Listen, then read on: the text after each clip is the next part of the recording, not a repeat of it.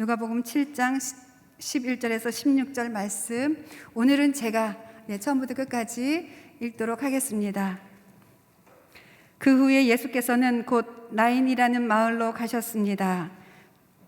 제자들과 많은 무리가 예수를 따라갔습니다.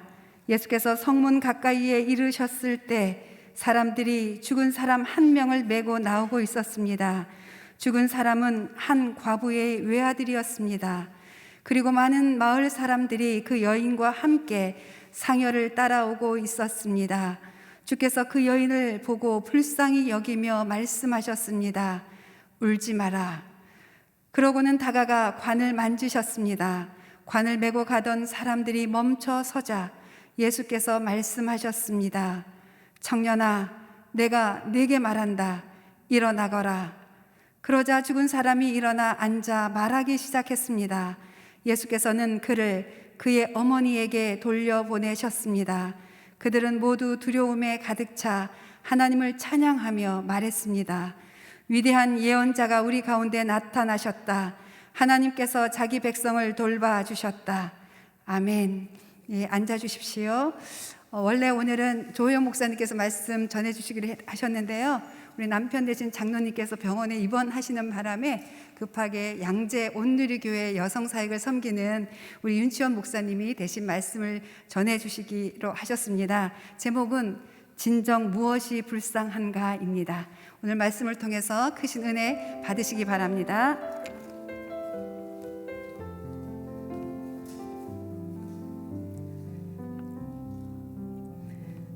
서빙고에 오니까 친정에 온 것 같습니다. 갑자기 친정에 온 사람을 따뜻한 눈길로 바라봐 주셨으면 감사하겠습니다. 우리가 어려운 일을 당할 때 우리는 불쌍히 여기소서라고 기도하죠. 문제를 해결해 달라고 긍휼을 구합니다. 그렇지만 예수님은 사실은 그 문제를 통해서 우리에게 진정 필요한 것이 무엇인지 알려주기 원하십니다. 그 예수님을 만날 때 내 현실을 이해하고 하나님께 영광 돌리면서 찬양하면서 살 수 있는 것입니다. 오늘 본문에서 아들을 잃고 우는 과부의 삶을 예로 살펴보면서 진정 우리를 불쌍히 여기심이 무엇인지 알게 되는 귀한 시간이 되기 원합니다. 첫째, 우리에게는 불쌍히 여기심에 대한 오해가 있습니다. 오늘 본문에 장래 행렬이 나오죠. 본문이 시작될 때 12절에 예수께서 성문 가까이에 이르셨을 때 사람들이 죽은 사람 한 명을 메고 나오고 있었습니다. 죽은 사람은 한 과부의 외아들이었습니다. 그리고 많은 마을 사람들이 그 여인과 함께 상여를 따라오고 있었습니다. 예수님이 성문 가까이에 이르셨을 때 우리말로는 이 문장이 굉장히 평범한데요. 원문대로 직역하면 성문에 가까이 가셨을 바로 그때 이렇게 되어 있습니다. 느낌표가 있다면 그때, 바로 그때 다음에 느낌표가 있겠죠. 예수님과 과부와 그 행렬의 만남이 극적으로 묘사되어 있습니다. 바로 그때는 우연처럼 보이지만 온 우주를 다스리는 하나님의 계획 안에서 이루어진 사건이라는 것입니다. 나인성은 오늘날에도 있습니다. 네인성이라고 하는데 지금도 주민 200명쯤 되는 소읍이라고 합니다.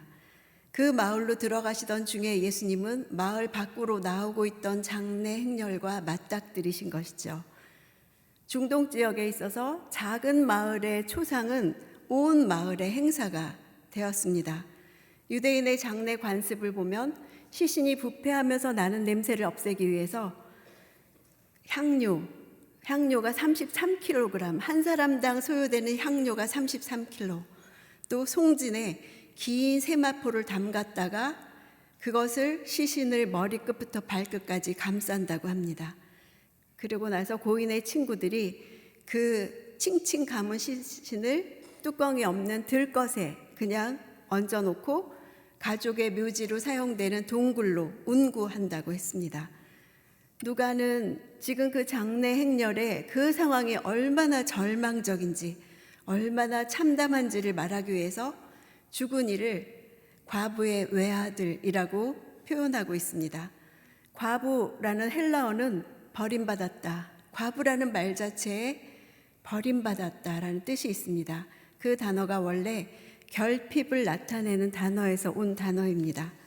남편을 잃은 여인을 결핍, 버림받았음 이렇게 표현한 거죠. 그런데 그 여인이 하나 남은 아들까지 죽었을 때 그 여인의 미래는 참으로 암울한 것이죠. 13절에 보면 주께서 그 여인을 보고 불쌍히 여기며 말씀하셨습니다. 울지 마라. 여기 보면은 불쌍히 여기시며랑 그 다음에 하신 말씀이 울지 마라 이렇게 돼 있어서 굉장히 부드럽게 하셨을 것 같죠. 울지 마라 이렇게 하셨을 것 같죠. 근데 원문을 보면 명령어예요. 지금 장례식에 있는 그 과부에게 하는 말로는 좀 어울리지 않는 것 같은 강한 명령문입니다. 그러니까 그만 울어라 라고 명령하신 거예요. 울 필요 없다 이렇게 하신 거예요. 굉장히 사람들이 놀랐겠죠. 아니 어떻게 저런 말을 저렇게 할까. 그럴 정도로 강하게 명령하신 겁니다. 왜냐하면 지금 슬퍼하거나 절망할 필요가 없다라고 말씀하신 것입니다. 근데 그 앞에 불쌍히 여겼다라는 말이 있죠.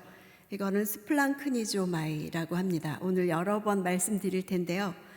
창자까지 뒤틀려지는 고통을 말합니다.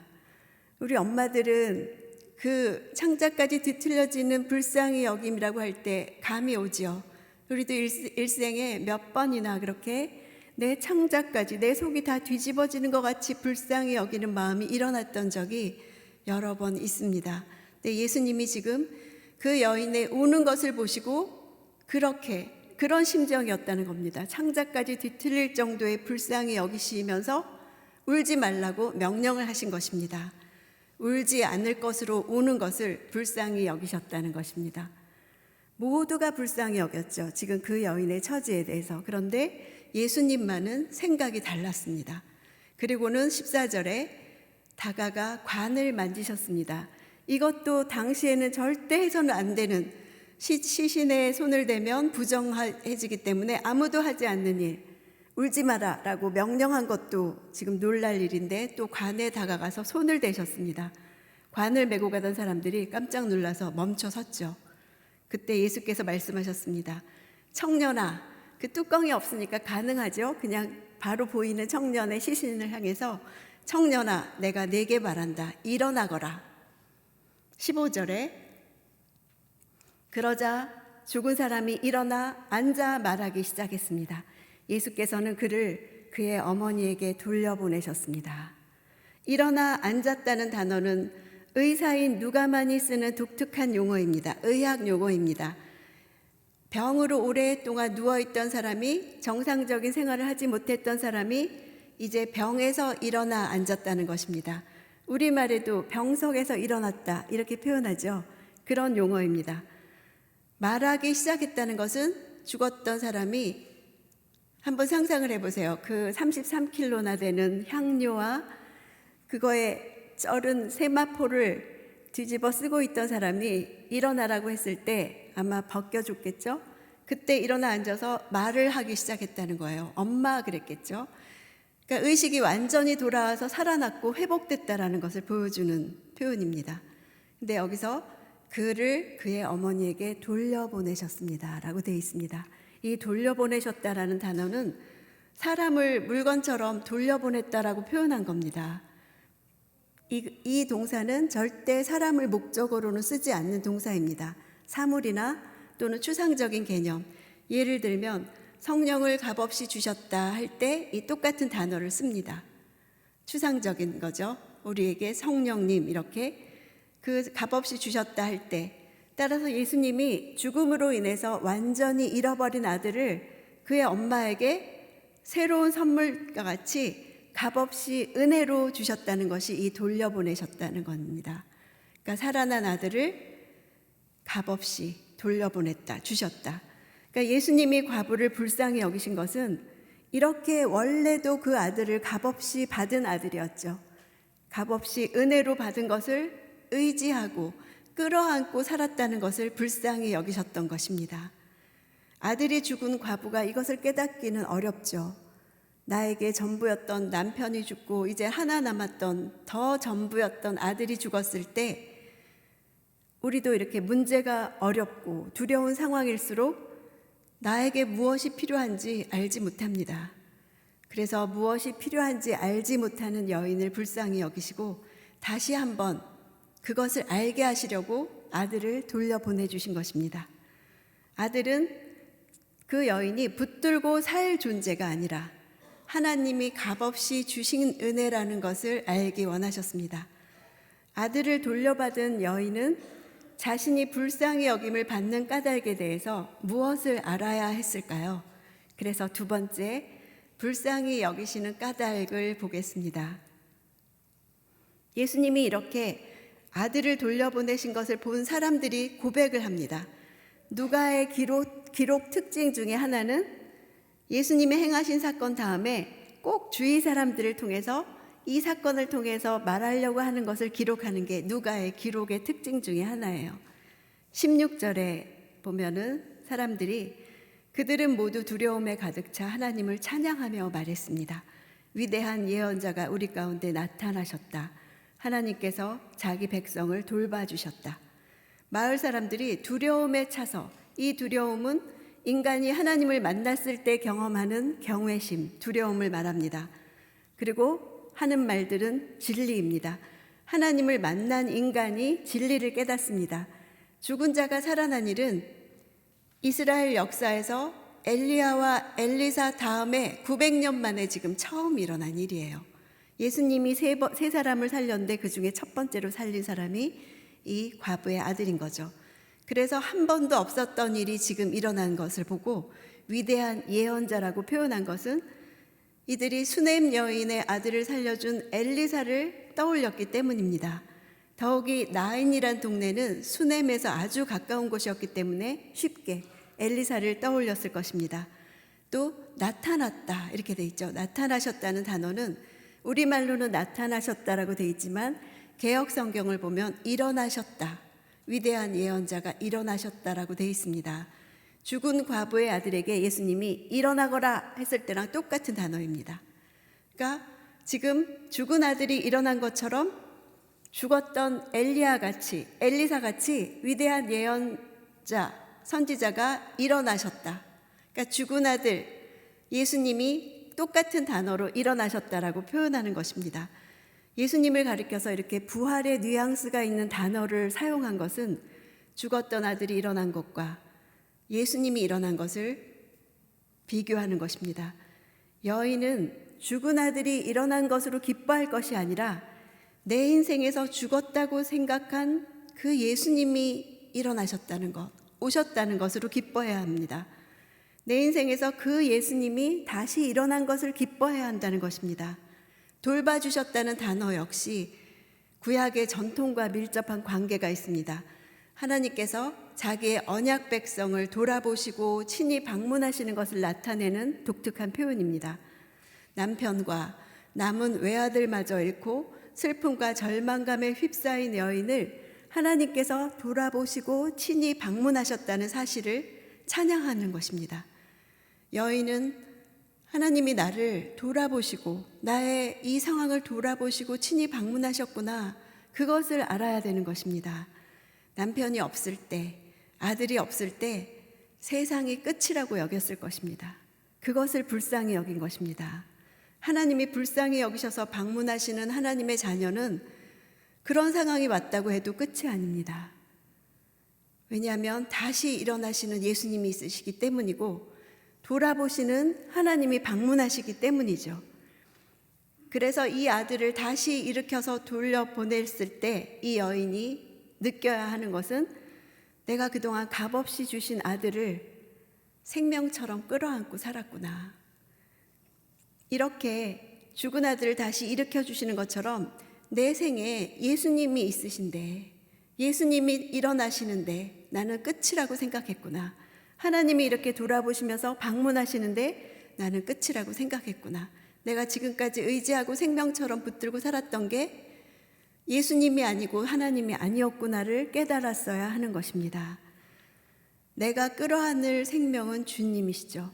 그래서 아들이 죽었어도 남편이 죽었어도 그 예수님이, 그 하나님이 내 남은 생에서 어떤 새로운 일을 하실 수 있을까, 그것을 믿고 기대했어야 하는 것입니다. 우리는 문제가 있을 때 그 문제를 주님께 가져가죠. 이것이 해결되어야 내가 불쌍한 자가 아니라고 그렇게 생각합니다.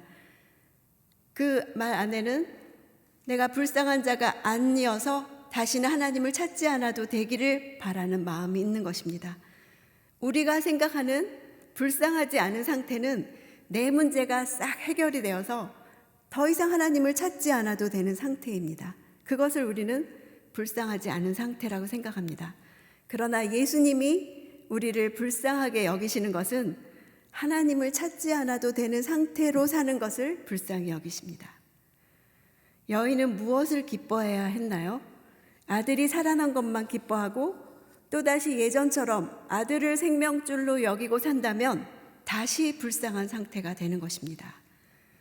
우리는 집을 샀다, 건물을 샀다 하면 너무도 기뻐합니다. 더구나 요즘 같은 시대에 집을 사지 못한 형편이면 그 형편을 불쌍히 여겨달라고 기도하죠. 이렇게 집값이 올랐는데 나는 집 한 칸도 없습니다. 나를 불쌍히 여겨주세요 라고 기도합니다. 그런데 성경에 보면 누가복음에도 어떤 사람은 자기가 산 밭을 둘러보는 기쁨 때문에 하나님이 초대한 잔치에 가는 것을 거절합니다. 거절하는 기쁨의 이유가 따로 있는 것이죠. 하나님 나라에 참여하는 것보다 집을 산 것, 밭을 산 것이, 소를 산 것이 더 기쁨을 주는 것입니다. 이런 이유로 우리가 집을 살 때는 예수님은 우리가 집을 산 것을 불쌍히 여기실 수 있습니다. 우리와 너무도 다른 예수님의 생각이시죠. 예수님은 제자가 되려면 예수님이 우선순위가 되기 위해서 세상의 것을 포기해야 한다고 말씀하셨습니다.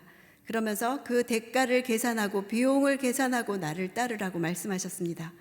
그런데도 우리는 마치 예수님이 세일즈맨처럼 우리를 달콤하게 유혹해서 속아서 따르게 된 것처럼 무슨 일만 생기면 주님을 원망하죠. 예수님을 따를 때 걱정해서 해방될 것을 기대한 사람처럼 왜 이런 일이 나에게 일어나야 하느냐고 이해하지 못합니다. 고난당하는 시간은 빨리 끝내달라고 불평합니다. 예수님을 따르면서 실은 그 비용을 계산하고 따랐어야 되는데 그렇지 않고 실은 평안과 안정만이 있기를 원했습니다. 그래서 생각지도 않은 일에 부르심을 받으면 가족 때문에, 재정 때문에, 일 때문에, 건강 때문에 주저합니다. 지금 여러분도 나를 불쌍히 여겨주세요 하는 기도를 드리시는 것이 있으신가요? 그 문제가 해결되어서 다시는 하나님 앞에 와서 그런 기도를 드리지 않기를 원하시나요? 여인은 죽은 아들이 일어난 것으로 기뻐할 것이 아니라 그 문제로 인해 예수님이 내 삶에 다시 오신 것을 기뻐하고 하나님이 자기를 돌아보셔서 방문하신 것을 기뻐해야 하는 것입니다. 그것을 찬양해야 하는 것입니다. 그래서 누가는 사람들을 통해서 하나님을 찬양하게 했습니다. 지금 내가 나는 하나님을 찬양할 수 없다. 하나님을 찬양할 수 없는 이유는 무엇인가요? 세 번째, 불쌍히 여김받은 결과를 보겠습니다. 누가복음에는 자기를 불쌍히 여겨달라고 미친 듯이 외친 사람이 나옵니다. 바로 눈먼 거지 바디메오입니다. 누가복음 18장 35절에 우리 다 큐티에서 이 본문도 묵상하셨죠? 예수께서 여리고에 가까이 이르셨을 때 길거리에 보지 못하는 한 사람이라고 표현했습니다. 그 보지 못하는 한 사람이 앉아서 구걸하고 있었습니다. 마태복음에는 두 사람이라고 돼 있고 근데 누가는 그중 한 사람에게 바디메오에게만 초점을 맞춰서 기록했기 때문에 한 사람이라고 했고요. 마가는 그 사람이 바디메오라고 이름을 밝혔죠. 그래서 우리는 종합해서 두 사람이었는데 그 중에 한 사람 그리고 그 사람은 바디메오 이렇게 알 수 있습니다. 누가는 왜 이름을 밝히지 않았을까요? 왜 밝히지 않고 보지 못하는 한 사람이라고 했을까요?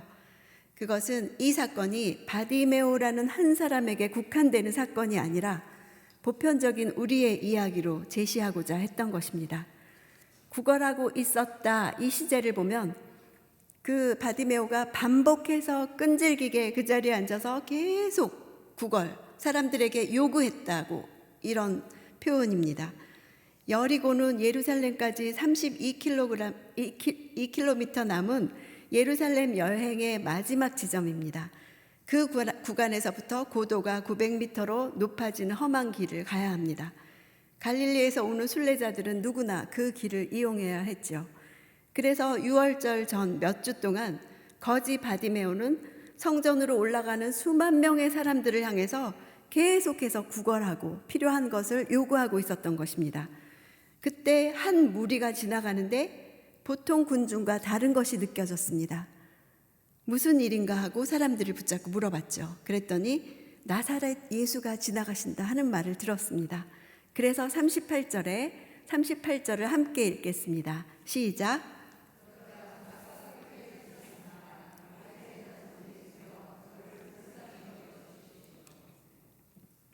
크게 외친다는 표현에는 누군가에게 도움을 바라고 외친다는 뜻이 있습니다. 누가만 이 단어를 썼습니다. 마태와 마가는 그냥 거칠게 소리 지르는 단어를 썼습니다. 그냥 소리 질렀다 이렇게. 근데 누가만은 도움을 바라고 외쳤다라는 뜻의 단어를 썼습니다. 그러니까 정확하게 예수님의 도우심을 목표로 하고 소리쳤다라는 것을 알 수 있습니다. 여기서 불쌍히 여겨달라고 했죠. 이 단어는 앞에 나왔던 스플랑크니조마이가 아닙니다. 이 단어는 엘레손이라는 뜻인데 이거는 도움을 주다, 그러니까 도움을 주십시오, 또 연민을 가지다, 이 단어입니다. 이 헬라어 엘레손은 구약의 헤세드를 번역한 단어입니다. 그러니까 헤세드는 뭔가요? 인간의 불행에 대한 하나님의 사랑을 구할 때 사용하는 단어죠. 인간 세상의 고통에 대한 신적인 자비를 구할 때 사용되는 단어입니다. 바디메오가 엘레손이라고 외친 것은 특별한 것이었습니다. 그냥 거지가 도움을 바라고 외친 것이 아니고 예수가 메시아이신 것을 인정했기 때문에 하나님으로부터 오는 연민, 동정, 사랑을 분명히 인식하고 그분의 자비를 구한 것이었습니다. 39절을 보면 또 39절을 함께 읽겠습니다. 시작. 앞서가던 사람들이 그를 꾸짖으며 조용히 하라고 했습니다. 그러자 그는 더욱더 큰 소리로 다윗의 자손이여 저를 불쌍히 여겨주십시오 라고 외쳤습니다. 사람들은 그가 아마도 돈을 구걸하는 거라고, 지금까지 계속 그랬기 때문에 돈을 구걸하는 거라고 생각했던 것 같습니다. 조용히 하라는 말에도 그는 자기의 유일한 희망, 그리고 지금까지 소문으로 들어왔던 그 나사렛 예수, 다윗의 자손 예수, 하나님, 신이신 나를 불쌍히 여겨주실 대상, 헤세드를 베풀 그 대상이 그냥 지나가려는 것을 견딜 수가 없었습니다. 체면을 차릴 새가 없었습니다. 예수님은 멀리서 미친 듯이 외치는 소리를 들으셨습니다. 그래서 40절에 예수께서 가던 길을 멈추고 그 사람을 데려오라 하고 명령하셨습니다. 그가 가까이 다가오자 예수께서 물으셨습니다. 가던 길을 멈췄다. 누가는 이렇게 표현했고 마태는 예수께서 머물러 서셨다.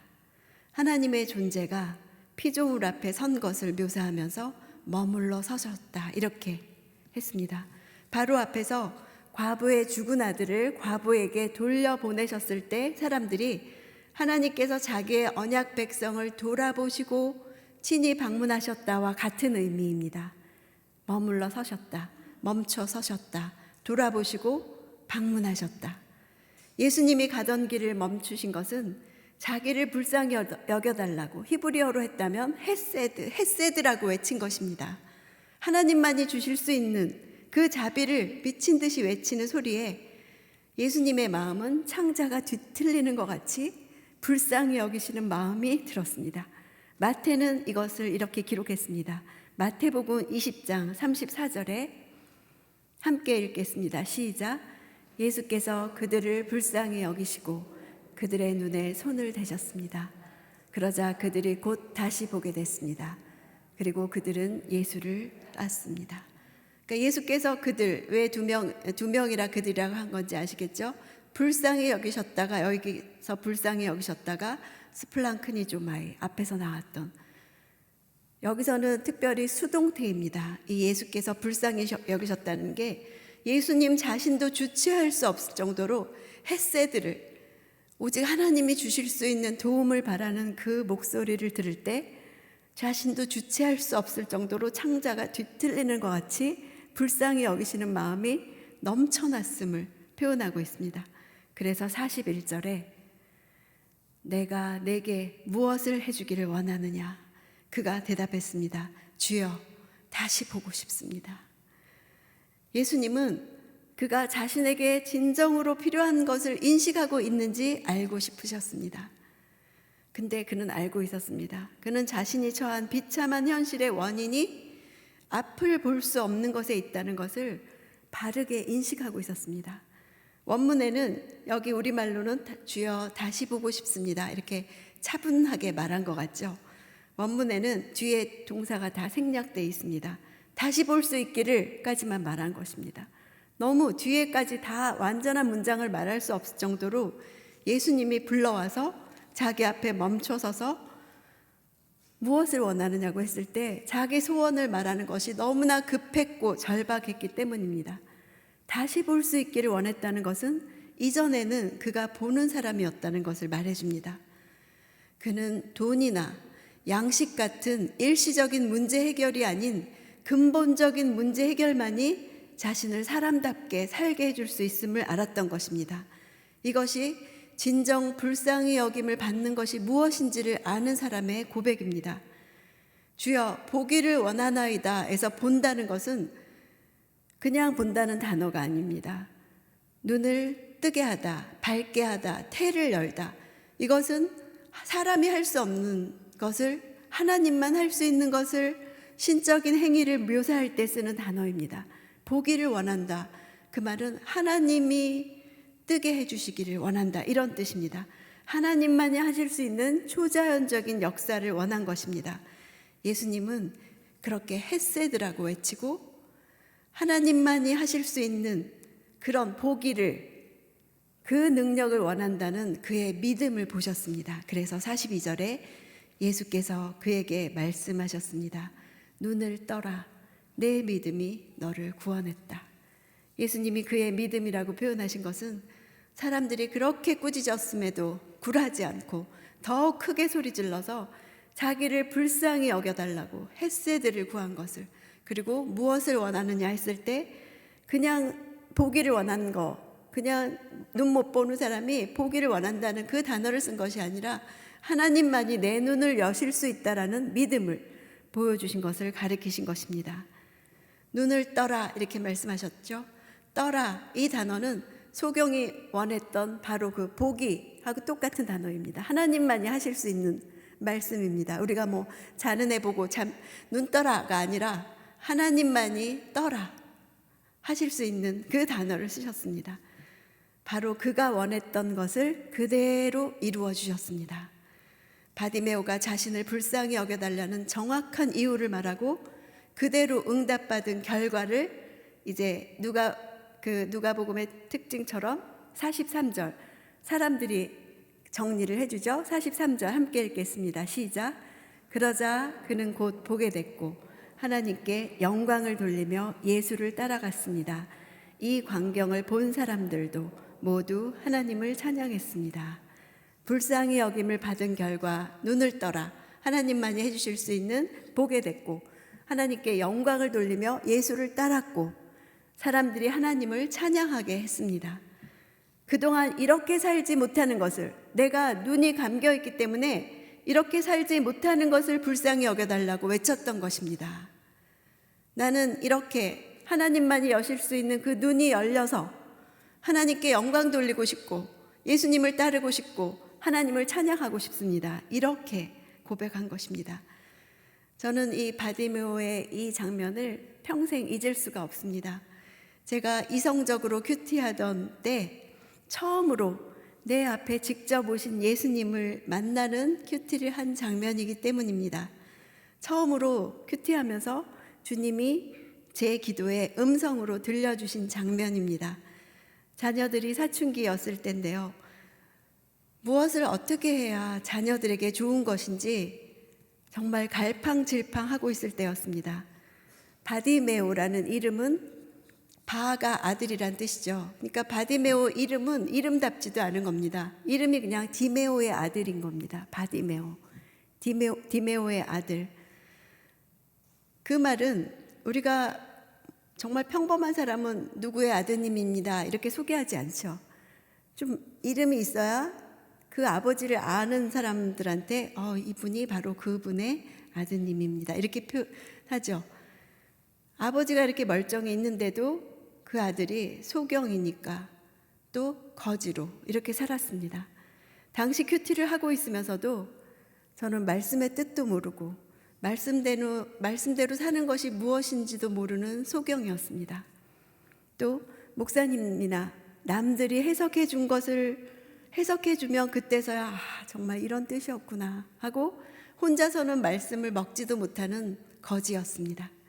내가 소경이요 내가 거지면 디메오의 아들이 바디메오이듯 내 아들도 내 딸도 소경이요 거지로 살 수밖에 없겠구나. 이 큐티를 하면서 그런 생각을 하니까 내가 소경이요 거지인 것까지는 견디겠는데 내 아들 딸도 바디메오 아들 딸도 거지요 소경으로 살 것을 생각하니까 너무 기가 막혀서 큐티하다 말고 무조건 다윗의 자손이여 나를 불쌍히 여기소서라고 바디메오처럼 미친 듯이 외쳤습니다. 그때 정말 예수님이 내 앞에 오신 것 같았어요. 처음으로. 그러면서 내가 내게 무엇을 해주기를 원하느냐라고 주님이 물으시는 것 같았습니다. 근데 제가 그 음성을 딱 들을 때 너는 정말 내 자녀들에게 필요한 것이 무엇인지 알고 있느냐? 라고 물으시는 것 같았습니다.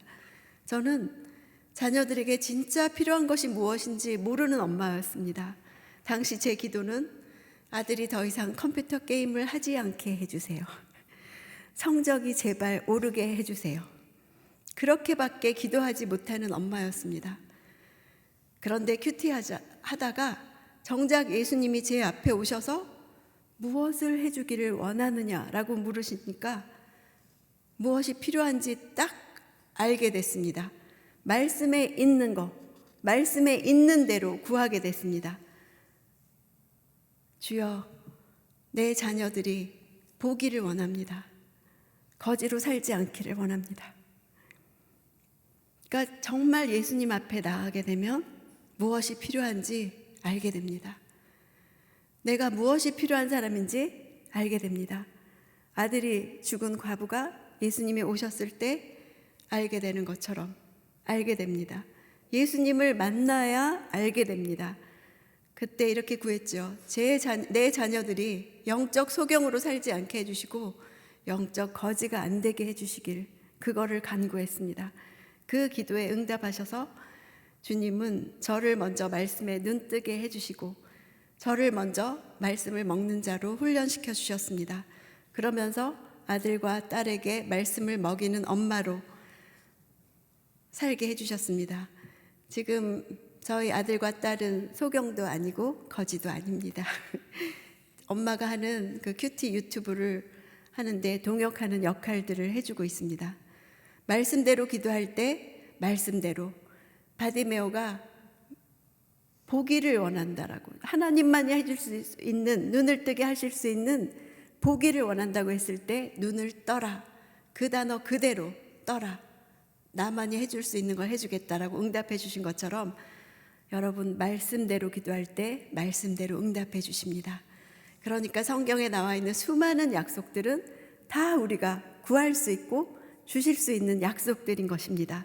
불쌍히 여겨달라고 간구할 때 예수님은 진정 내가 왜 불쌍히 여김을 받아야 하는지를 그날 알게 해주셨습니다. 결론을 맺겠습니다. 진정 우리를 불쌍히 여기시는 까닭은 문제가 있을 때 하나님께서 이 모든 일을 보고 계시고 주관하고 계시는 것, 그래서 돌아보시고 그 시간 방문하신다는 사실을 모르고 사는 것이 불쌍한 것입니다. 예수님이 내가 붙들고 살았던 것이 다 없어질지라도 예수님은 언제나 다시 일어나실 수 있다는 것을 모르고 사는 것이 불쌍히 여김을 받아야 되는 것입니다. 지금 이 문제를 가지고 불쌍히 여겨달라고 하지만 이 문제만 해결해 주시면 예전으로 돌아가서 똑같이 살 것이 불쌍한 것입니다. 예수님을 만난 사람은 나에게 필요한 것이 무엇인지 알게 됩니다. 예수님이 내게 오신 것, 하나님이 나를 방문하신 것이 내가 앞으로 평생 붙들고 살 일이구나 라는 것을 알게 됩니다. 영적으로 눈을 떠서 보게 되고 하나님께 영광을 돌리면서 예수를 따라가게 됩니다. 하나님을 찬양하는 삶을 살게 됩니다. 우리 삶에도 날마다 줄줄이 이렇게 절망 행렬이 이어지죠. 예수님이 성으로 들어가시다가 마주하신 그 장례 행렬처럼 우리 삶에도 정말 아들을 장례 지내고 딸을 장례 지내고 남편을 지내고 장례 행렬이 계속 이어집니다. 최근 저의 절망 행렬에는 친정엄마의 건강, 또 동생 문제, 아들 문제, 남편 문제 등 긴 행렬이 계속 이어졌습니다. 기도할 때마다 눈물 범벅이 되어서 그 절망 행렬을 저는 계속 따라가고 있었습니다. 그때 이 누가복음 큐티를 하면서 나의 이 절망 행렬을 마주보고 들어오시는 예수님을 날마다 상상했습니다. 바로 그때 들어오실 예수님을, 그 누가복음에 있던 한마디를 붙잡고 하나님, 오늘도 눈을 뜨니 나에게는 이 절망 행렬이 이어지고 있는데 바로 그때 들어오실 예수님을 바라봅니다.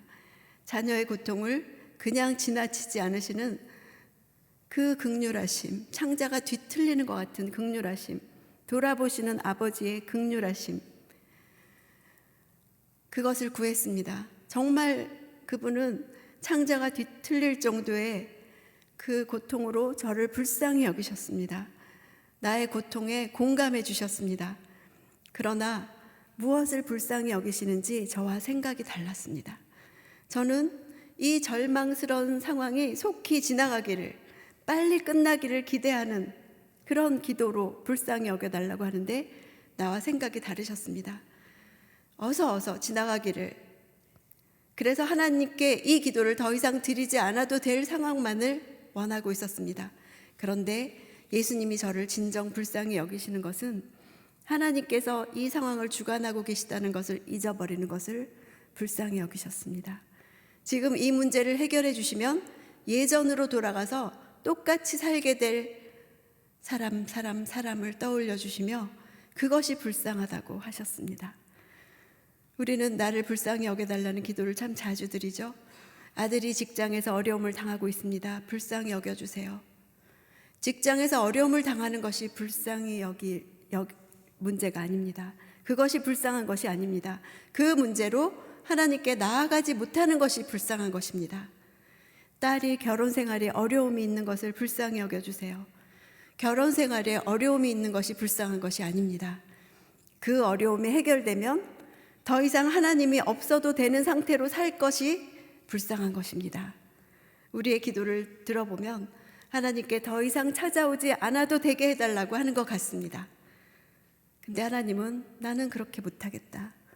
나는 너에게 임하고 싶고 네 앞에 머물러 서고 싶고 멈춰 서고 싶고 방문하고 싶다. 이렇게 말씀하시는 것입니다.